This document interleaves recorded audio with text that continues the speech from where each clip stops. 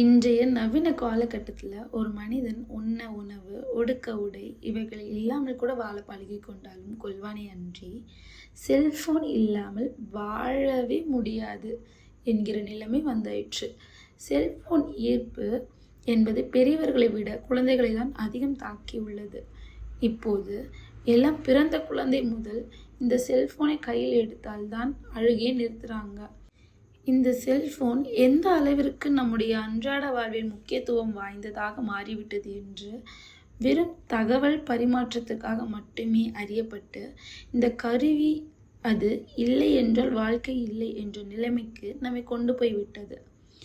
இந்த மொபைல் ஃபோனை நம் வாங்குவதற்கு பயன்படுத்துவது இவையெல்லாம் ஒரு பக்கம் இருக்கட்டும். ஆனால் இது சரியாக பராமரிக்காத பட்சத்தில் ஏற்படும் அபாயகரமான விஷயங்களை பற்றி சில தகவல்களை தெரிந்து கொள்ளலாம் வாங்க. செல்போனில் மற்ற பராமரிப்புகளை நீங்கள் சரியாக செய்யவில்லை என்றாலும் கூட பெருமளவில் பாதிப்பு கிடையாது. முக்கியமாக நாம் கவனிக்க வேண்டிய விஷயம் மொபைல் சார்ஜ் மற்றும் பேட்டரி இவைகள்தான்.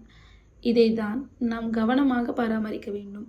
இதை சரியாக பராமரிக்காத பட்சத்தில் பெரும் பாதிப்பு ஏற்பட வாய்ப்பு உள்ளது.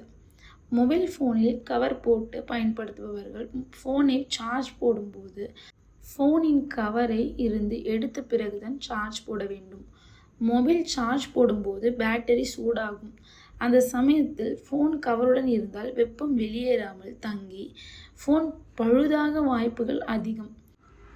செல்போன் பேசும்போது பரிமாற்றப்படும் தகவல்கள் அனைத்துமே சேட்டலைட் வழியாக தான் நடைபெறும். ஃபோன் சார்ஜில் இருக்கும்போது நாம் பேசினால் சேட்டலைட்டில் அதிர்வலைகளும் ஒன்றாக சேரும்போது ஃபோன் வெடிப்பதற்கான வாய்ப்புகள் பெருமளவில் இருப்பதாக கூறப்படுகிறது.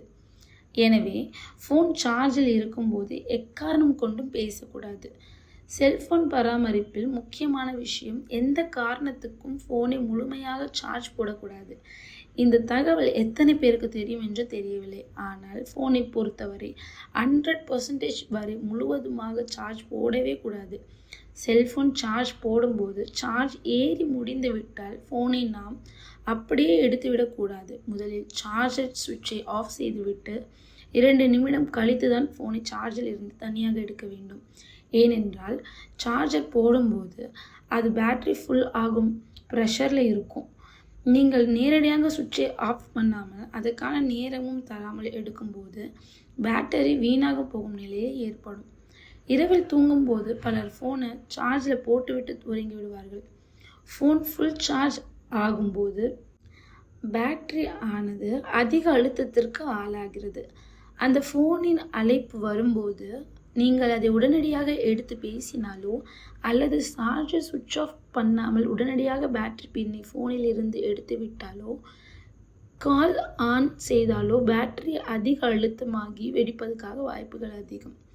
செல்போன் வெடித்து அதனால் ஏற்படும் விபத்துகளை நாம் அடிக்கடி கேள்விப்பட்டிருக்கோம்.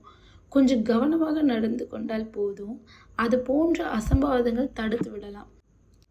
இதுபோல் பல விஷயங்களை தெரிஞ்சுக்கொள்ள சினி ஜங்ஷனை மறக்காமல் ஃபாலோ பண்ணுங்கள், சப்ஸ்கிரைப் பண்ணுங்கள், லைக் பண்ணுங்கள், ஷேர் பண்ணுங்கள்.